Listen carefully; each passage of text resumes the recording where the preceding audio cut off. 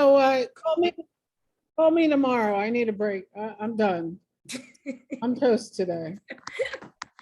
I gotta finish. I'm at work right now, so I gotta finish here. Okay. Promise I won't keep you long. I promise. All right. So since it is 6:30 and we're not keeping people long, good evening, everybody, and thank you for attending the policy meeting of May 5th. Happy Cinco de Mayo. You should be drinking margaritas. No, I'm drinking water. Water. Water. No. Do we have the yep, thank you very much. Your policy, oh, and that's right, Dr. Beekos isn't going to be here tonight. So, and I don't see Ms. Boykin, so we can forego the formalities this evening. So, Ms. Seward, if you want to take the floor, it's yours. Oh, thank you so much, and good evening, everyone. Tonight, we're going to review two policies, and I am joined by my esteemed colleagues, Mr. Jeff, really, Jeff? Mr. Jeff Cuff and Ms. Tyra Brown. So yes.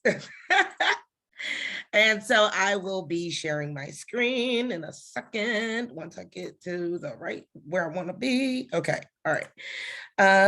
Sharing screen now. Okay, so here we are. So I swear it's only 4 slides. And so I'm gonna take good care of you this evening. All righty. So this is our agenda. We're going to look at policy 246, school wellness, and policy 220, student expression, distribution, and posting of materials.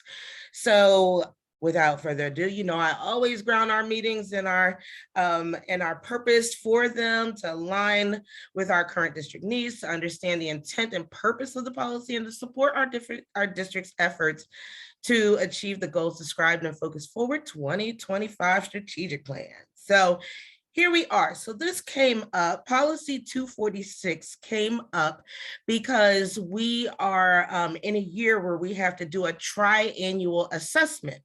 And this goes hand in hand with our student food program, hence why Mr. Cuff is here. And this assessment is basically a check-in where are we as a district as it pertains to our wellness policy. So this policy was put into place in 2009. It was reviewed again in 2018.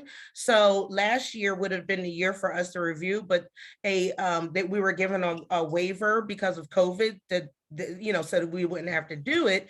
But this is the year where we have to do it, and really it's really just checking in. But one of the things that we have to do as a part of the assessment is to actually review the policy in a public forum. And so I thought this was the perfect, place to take a look-see of the policy and get some feedback on areas where you believe we need to change. I will share that I'm not recommending any changes, and that's because a representative from the Division of Food and Nutrition with the PA Department of Education has already reviewed our policy and said that it meets all of the requirements. It's fine. So I'm not recommending any changes, but it's always good to look at it again in case other people have other thoughts. So, Mr. Cuff, do you want to add anything? No, I think actually you covered it quite well. I'm impressed. Well, thank you, sir. You taught me well. You taught me very well. And one of the reasons why Ms. Brown is here is because this also has elements around physical education. So our curriculum around PE, health, nutrition, things like that. So I really leaned on both of my colleagues to help me, assess where are we from an academic and from a student food program perspective. So to the policy. So this policy, like I said, here it is. I'm sorry, I was wrong. It's 2006 when it was first adopted. I said 2009. I was in error. And then it was revised again in 2018, in September of 2018. And then I just put last reviewed pending, because that's what we're doing right now.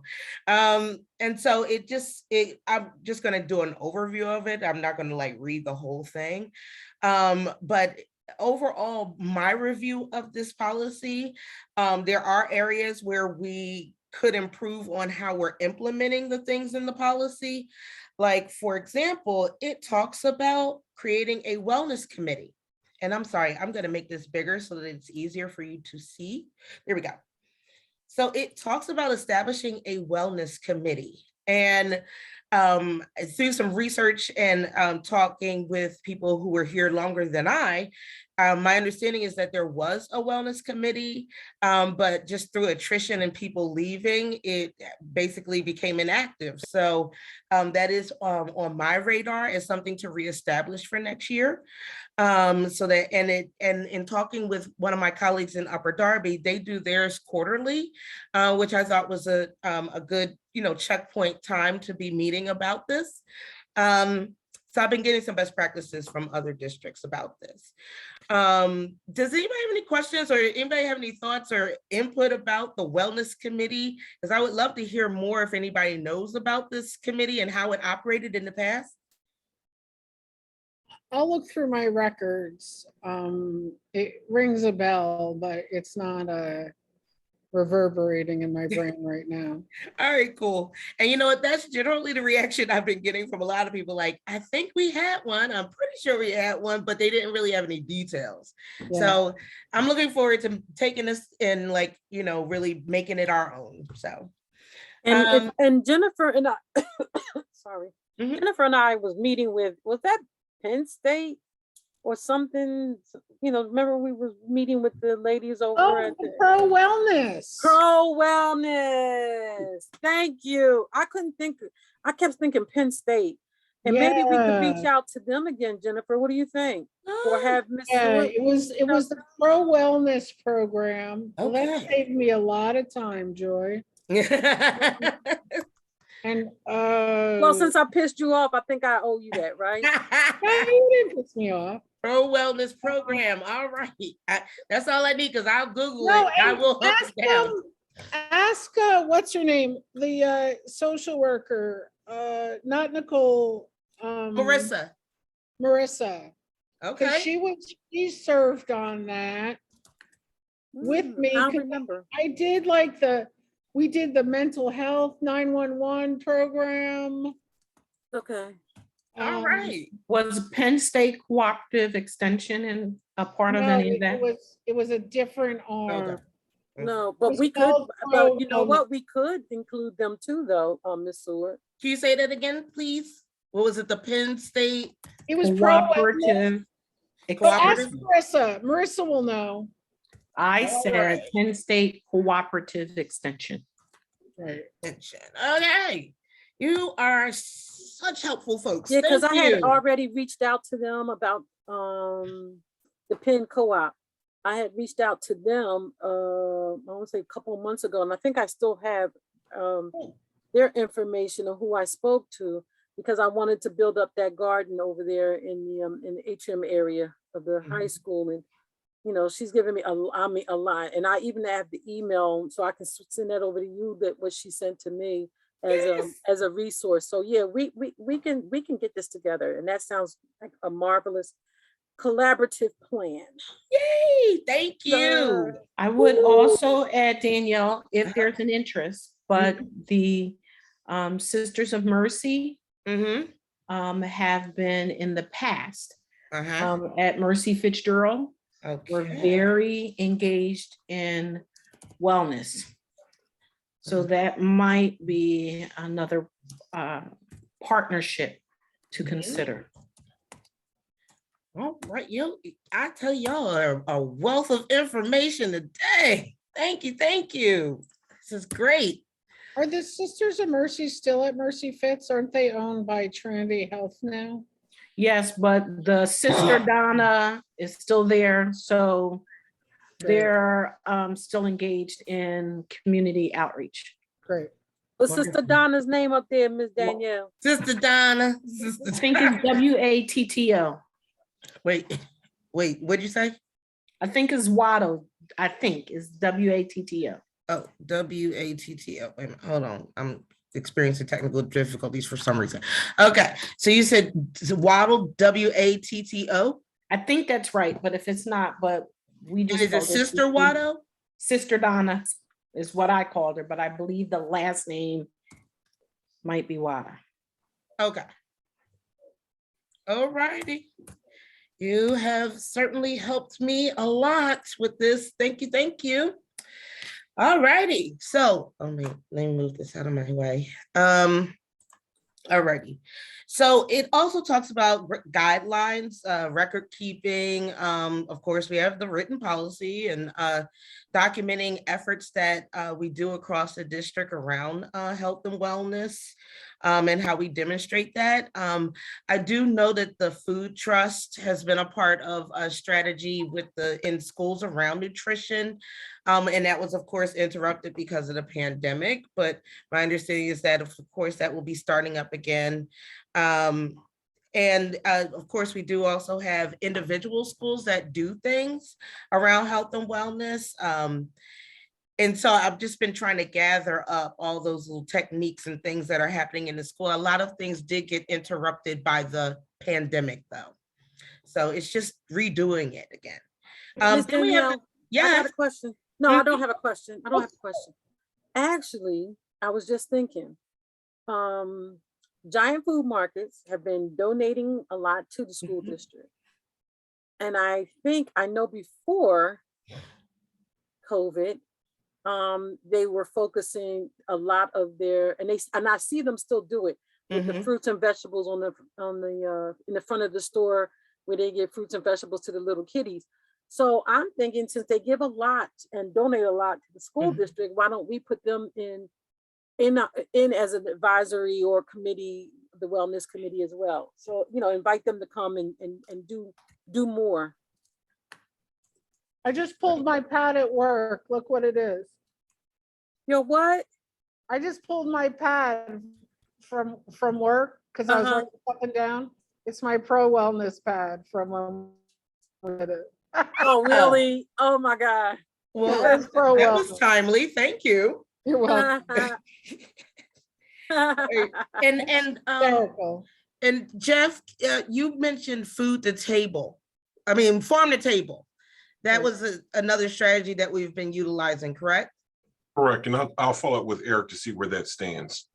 Okay. Yeah, it's my understanding that Food Trust is not doing school education anymore. Because I got some opportunities at my business because they weren't doing it. So I don't know if they're still doing it or not.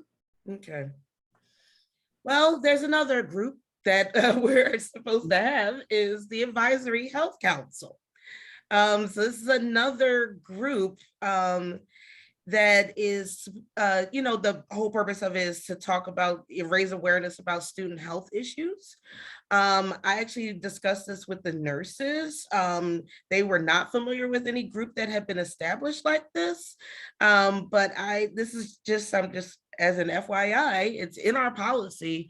And so it's definitely a group that we will be creating as well.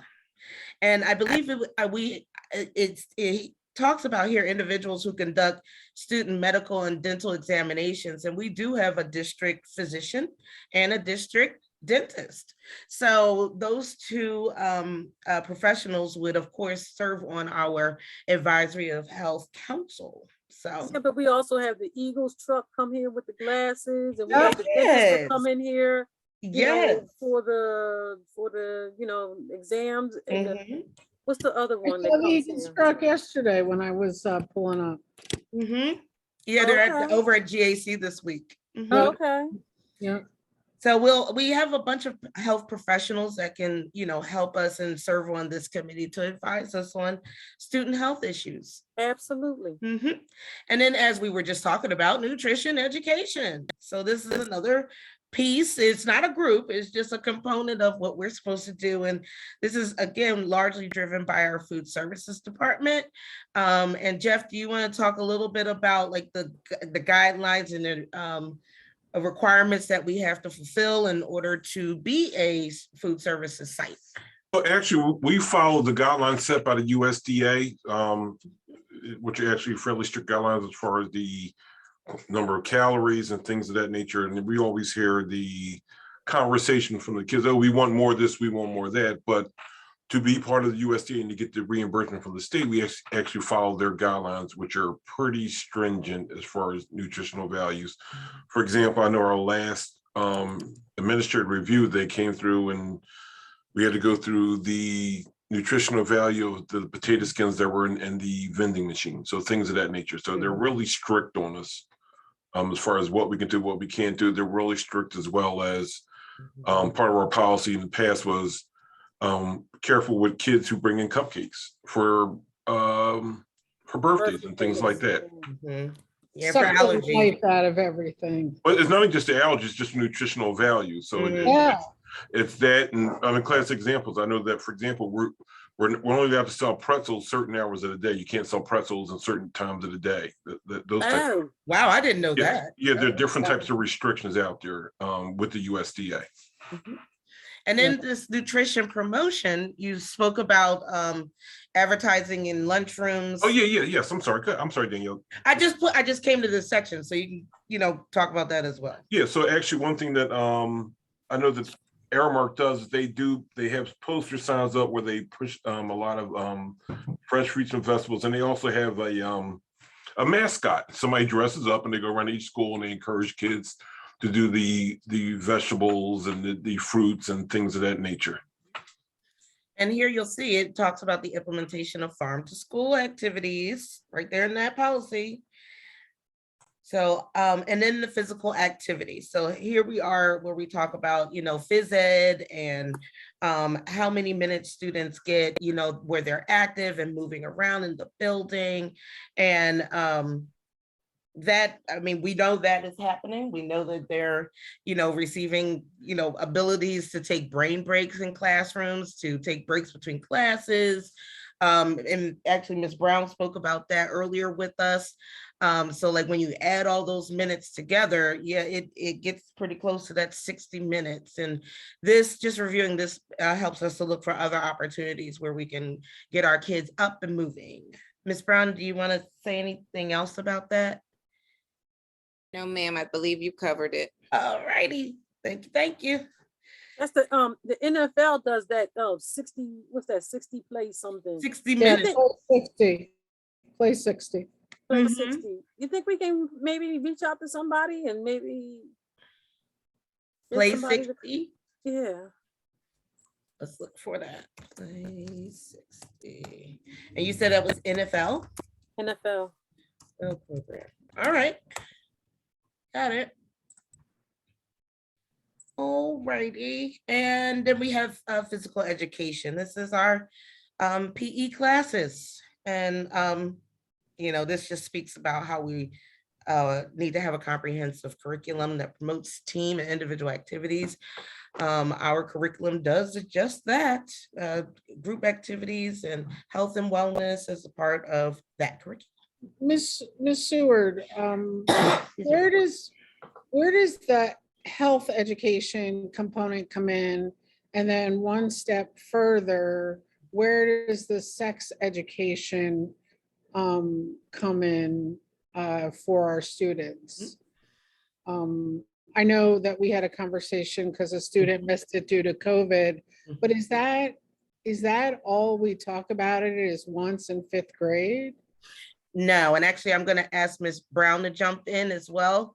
But from the nurse's perspective, they always have the puberty conversation with students in the 5th grade, because that's when their bodies are starting to change. Now, health education, that happens in the secondary level, and I'm going to ask Ms. Brown if she can expound on that. So the puberty conversation is a 5th grade nurse conversation. That is correct. When we talk about health education, that is a 7th and 8th grade requirement. moving forward to 9th through 12th grade. That is not an elementary requirement. So that 7th and 8th grade conversation, is that taking place this year? So it's not a conversation, it's part of their curriculum. So you have PE, and you will have health courses. I will double back to find out how many health courses we're actually offering. Sometimes people, programs do it half a year health, half a year PE, more Right. likely for 8th grade because they have to have it going into high school. High school, you do have the credit for health and you have the credit for PE. Right. If you could double back and let me know, because Yes, ma'am. thank you so much. Okay. And then we have other school-based activities, safe drinking water. And again, kudos to Mr. Cuff during the pandemic. They installed, watering stations in schools to promote, more water intake and a safe place for students to drink water. We had them before pre-COVID, because I'm sorry? we had those watering stations pre-COVID. Oh, Because, right, Mr. Cuff, because there was a We whole. had, we had a few of them, but once COVID, I mean, we have a lot more now. mhm. Yeah, we had a Okay. few. They were few and far in between. I think there were only certain buildings. Now we have them, I think, in basically all the buildings spread around a lot more. Thank you. All right. And again, just going through the policies, students shall provide adequate time to eat. So these are all requirements that, again, are dictated in our food services program. And you talked about like when kids bring cupcakes and fundraising projects and making sure that they're aligning to healthy eating and student wellness. And then nutrition guidelines for all foods and beverages in schools. Again, Mr. Cuff spoke to that. And then we have competitive foods. That would be for a la carte and cafeterias, vending machines, school stores, snacks carts, fundraisers. And then when we have our, what is this, purposes policy? Oh, property under jurisdiction of students. Okay. I'm looking at the competitive food section, reimbursed with breakfast, lunch, competitive foods. That's interesting. Okay, sorry, I'm just kind of thrown by the competitive foods part. But fundraiser exemptions. So these are the snacks and foods that are sold at like sporting events. Is that correct, Mr. Cuff? You're muted. Sorry, competitive food. Yeah, so that lumps into that whole area of competitive foods where we talk about pretzel sales, but that goes against the food. Not it goes against. It's not part of the food service program. It's what it comes under. Got it. Okay. Right. So that's when they say competitive food. That's what that falls under. So when I come over there and sell my sweet potato pies over there, and y'all, No, you can't. That's competitive I food. can't do that because that's a competitive food. Well, it depends. If we get a free slice back here first, then it won't be competitive. Okay, You can always look the other direction. okay. All right. Oh, I my tell goodness. you, y'all are so funny. You are funny. Yes, because that competitive foods threw me off. I'm like, what's a competitive food? But yeah, after I was, yeah, okay. All right, gotta love the competitive food. And then non-sold competitive food. I'm sorry, folks. And Allergies and really Daniel, get me. this is where I talk about the birthday parties or things of that nature. Gotcha. That's ridiculous. I know. Yeah, there we go. The Sorry. classroom parties and food. Bring in fruits and vegetables for the birthday. So, Yeah. and then the shared classroom snacks are not permitted. I'm sorry. And then food and advertising, well, that is all handled through our food services program. So, That's- excuse me. It's okay to advertise foods, but we can't let them eat them. Sorry, I have an issue. Okay, management of food allergies. which again, we do that, and that's one of the duties of our school nurses. And safe routes to school. And that's it. That's the whole policy. So I'll stop sharing for a sec for any discussion. Well, I think we discussed already, but We any further did. discussion? Any further discussion? That's because we're a lively group. And so if anybody has any thoughts or Go ahead, Jennifer. Do we need to, I was at a PSBA meeting, do we need to review our school safety numbers? Like every year, we're supposed to review them. It's mandated. Do we have to do that upcoming soon? I'll have to check, but I just pulled the numbers actually. So Yeah, I think we have to have a public meeting with them. with School who? school safety numbers. Okay. So the public's aware, like it has to be in a public forum. Okay. All righty. Thank you for But saying that. double check me on that for sure. I'll double check. And is that not under the, what's the Safe Climate Committee? Wouldn't that be under? Well, this is safe schools. So, I mean, I've been pulling data for our safe schools reporting anyway. So, Right. But that's I'm saying, part of where would you report that at? it could be either on their education committee meeting. I could do it there. Okay. But safe, I'm just taking a note. I have a question. Jen, when do we ever have a meeting reporting? When do we ever in the past have a meeting like that? Reporting. We have, I think that it got a little COVIDized, but we did have a meeting where we reviewed suicide ideation numbers. What's that app that they can use? Safe to Say. We have done it in the past. I could look through my drive. Okay. But I think it's law that we review it. So Gotcha. Thanks. it might have been waived due to COVID. Okie doke. All righty. So I will. If I'm wrong, just correct me. Well, I'll do my research. I'll go find out. Okay. So our next policy is student expression, distribution, and posting of materials. So this is one that PSBA provided the updated language for. And what you'll notice throughout the policy is it's like changing language. So for example, let me make it bigger so it's easier for you to see. Hold on. There. Okay. So you'll see here that I am really suffering here. Okay. Allergies are bad. Yes, it's the ears and but you'll notice here like there's language changes. So where it says distribute and post, they changed it to disseminate non-school materials to others. So it's like the essence of the policy hasn't changed. It's like these just word changes, if that makes any sense. Okay. All right, sorry.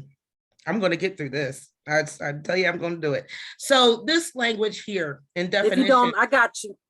Thank you. I appreciate it because I'm trying here. You see me grabbing the water. Is so here definitions, they kind of rearranged it. So this is what we had before.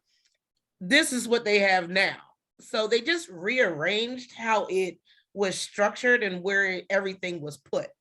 So it talks about on school property and school-sponsored activities by placing such materials upon desks. So this is the dissemination of materials that students want to, oh, now you're starting. My turn. And students want to distribute or publicly display that are not school related. So these are like student-based materials, you know. And so they just define what that means on school property, handing out, you know, flyers, things like that. And anytime or location when creating and sending information using, so even sending it digitally is also considered dissemination of materials. So expression, they give a definition for that, verbal, written, technical, symbolic representation of communication. So non-school materials, again, defining what that means. And really the major language changes are the bold areas. It was just so choppy that it just made more sense to put it all together and show it to you in its entirety. So these are like, they updated the language to talk about online discussion areas and digital bulletin boards to, acknowledge that our students do use technology more and have access to it more to disseminate materials and to advertise different things. So it's a bit of an update. Does anybody have any questions or comments on this section? Can you Reader Digest it for me? Are students allowed to give out other information? So if a student was having a bake-a-thon, could they distribute that information? They can, but with permission from the school administrator. So they have to give notice to the school administrator, provide them with a copy of whatever it is they would like to distribute. And then they would be able to, and there's rules around it. There's actually a procedure at the bottom of this that Okay. talks about like where you can display it, for how long, when do you have to go back and make sure you pick it up, take it off the wall if you're putting it in common areas. So there's a procedure for it. Okay. Mhm. But that's protected under their freedom of speech, right? Yes. Besides Also, profanity and stuff like that, and anything illegal, they can probably promote it, correct? yes. Okay, thank you. I'm sorry, my child is acting. That's hysterical. I was trying to be nice to her and not put her in the back room, but I was trying. She was doing so good. Then she saw a bird. So, all right. So we talked about that. And then we have authority. Actually, it's the same language, just what we had. Students have a right to express themselves unless expression is likely to, like the same language. Let me show you what they have. See, same language. Students have a right to express themselves unless, same language. The bolded letters or words are what they added. So it's like this popping in pieces, but they also kind of rearranged this section where they added student expression is prohibited to the extent that and then they give those areas where it is, prohibited. They added vaping products because, again, we're updating the language because that has become prevalent amongst our young people. Again, you see like it's word changes. They added an and, disrupts, or, and dissemination. Again, they really like that word. Apparently, they really like that word. And then they added this here, or occurs, a student expression that occurs on school property or at school-sponsored events, or occurs at any time or place when created or communicated using district-provided equipment, email, website, or other technological resources is subject to this policy. And that was added in there. And I'm just gonna quickly scroll down. That was added in there based on this court case. So this came as a result of this court case, which, just briefly, a young person said something on, using district technology and was disciplined for it. And the parents or the student said, you can't discipline me. I wasn't at school. It wasn't during school time. And it was actually struck down that yes, they could because you were using their equipment. So, oh, wait a minute, I'm sorry, I went past it. So I just wanted to highlight that. And then we have this additional language. Limitations, prohibitions, and requirements of this policy shall apply to expression that occurs outside the foregoing circumstances only when and to the extent that the out of school expression. So again, we're talking about I'm outside of school, I'm not in the school, but I say something, either about the school or, something that is, not proper, if you will, that incites violence, advocates use of force, or otherwise threatens serious harm directed at student, staff, or the school environment, materially or substantially disrupts or interferes with the educational process, such as school activities, school work, discipline, safety, and order, to school property or at school functions, or interferes with or advocates interference with the rights of any individual or the safe and orderly operation of schools and their programs. So that is new language. I'm going to stop there and pause if anybody has any thoughts or want to chat about that piece. I'm good. Okay, hearing none, I'm going to continue. Okay. So wait a minute, let me get down. Here we go. Dissemination of non-school materials. So you see that word again? They love that word, dissemination. There it is again. Upon approval by submitting them at least Copycat. You started me. Wait a minute. I'm gonna get there. Okay, obtain. See, so Jennifer, this kind of goes back to your question about, procedurally, what does this look like? So you have to obtain approval by submitting them at least one school day in advance to the building principal or designee, who shall forward a copy to the superintendent, to share what the student wants to disseminate. And then we have additional language here that, like I said, the highlighted words are what's new, include matters of prohibited by this policy. The building principal or designee shall promptly notify the students of the nature of the violation. So if they are saying that this is that no, we can't disseminate, they have to tell them why, basically. And so this talks about the notice of disapproval and why we would disapprove disseminating non-school related materials. So I'll give you a second to kind of look at that.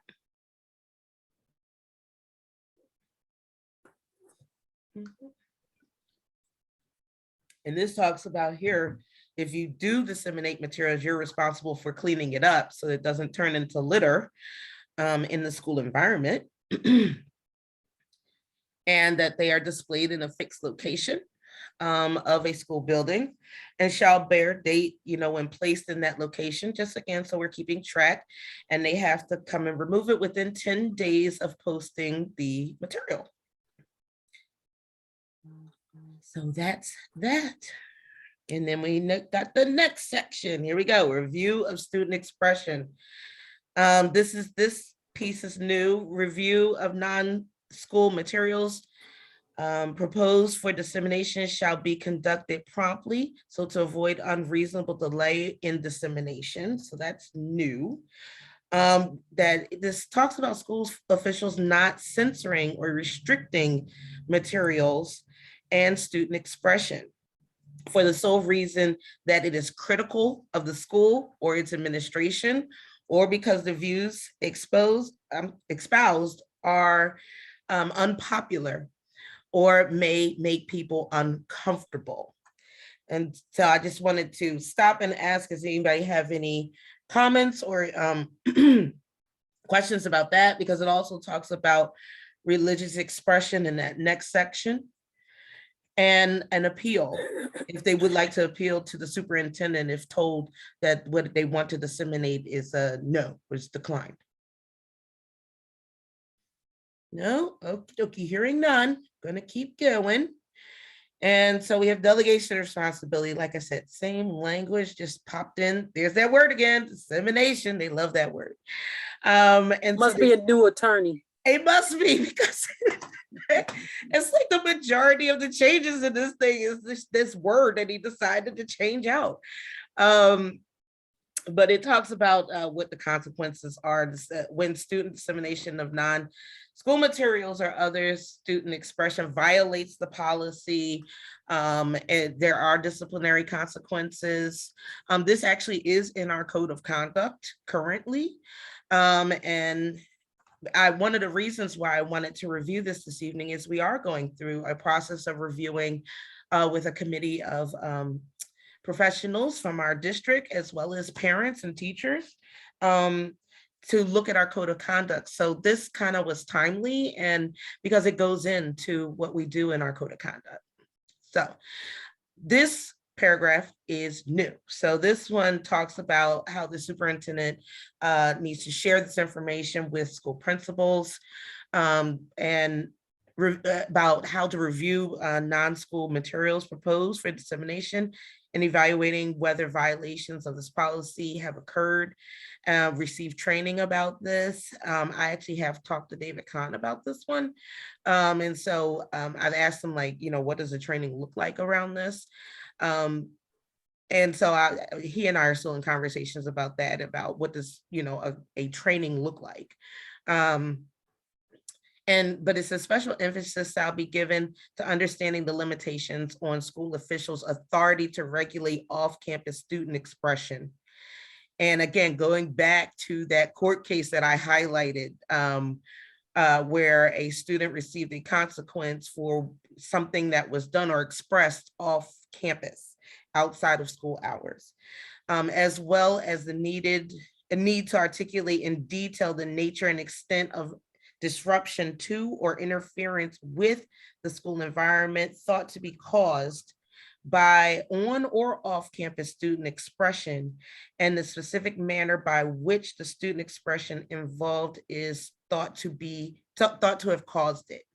So again, this is a new limitation on school environments around being able to levy a consequence for something that is said while outside of school time and off campus. Anybody have any questions or comments on this section?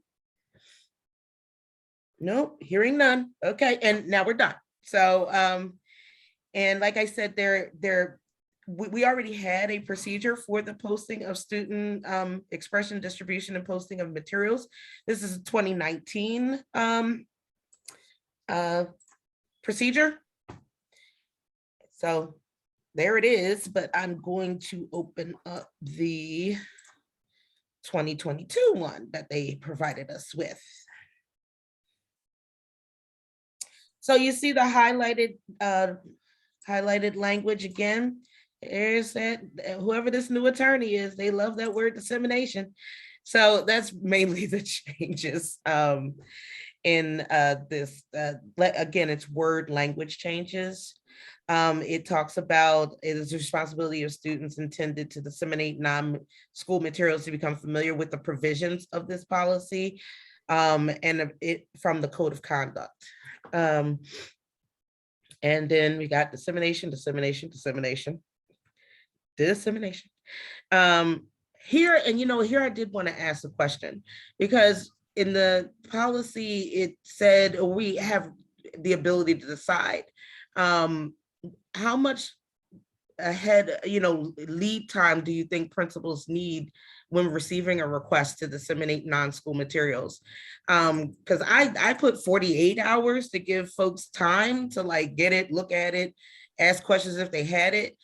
I just wanted to ask how much time, because we said previously, and again, it's up for us to decide how long. 24 hours. What do you think? Yeah, 24 seems fine. Okay. I mean, we never just sort of want to get in the way of freedom of speech. Mm-hmm. All I right. also think that case is going to be appealed, because as long as you don't use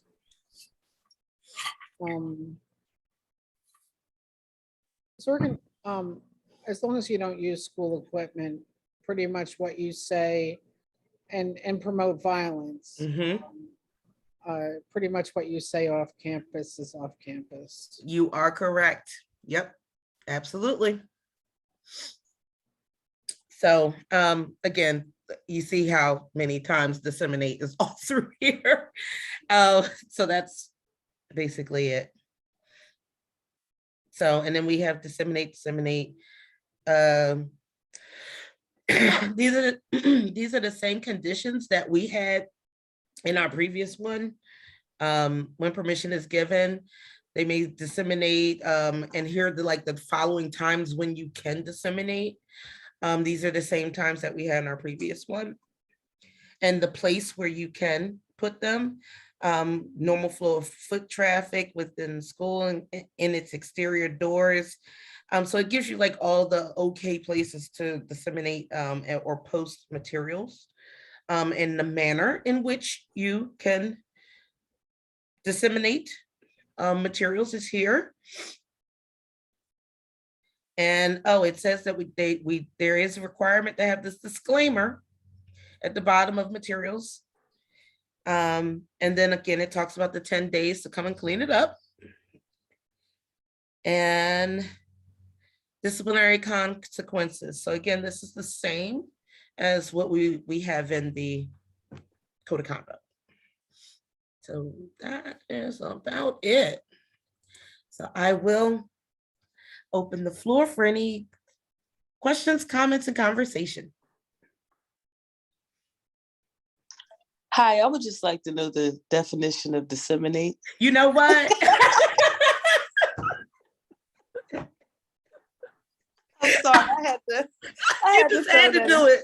Oh my God. You just had to do it. Really? Really? You're like, you know what? I would really like to know the definition of disseminate or dissemination. There's always somebody at the party. Well, now you know how I felt when I was reviewing this thing and trying to prepare it. I was like, how many times is he going to change this one word? All I kept thinking of when I was reading it was like, okay, who's the new attorney? Yeah. But yeah, so I highlighted the big changes, but apparently disseminate's a big deal. So All right. Miss I don't Hopkins? see any hands raised. I don't see any indication of anybody having anything. So the time is 7:17. I want to thank you all for joining us in this meeting for policy meeting 5-5. And happy Cinco de Mayo. Yes. And even though I don't drink margaritas, y'all have one for me. And love y'all. And I'll see you next month. Thank you, everyone. Thank you. Is that Kobe? Kobe, Hi, Kobe.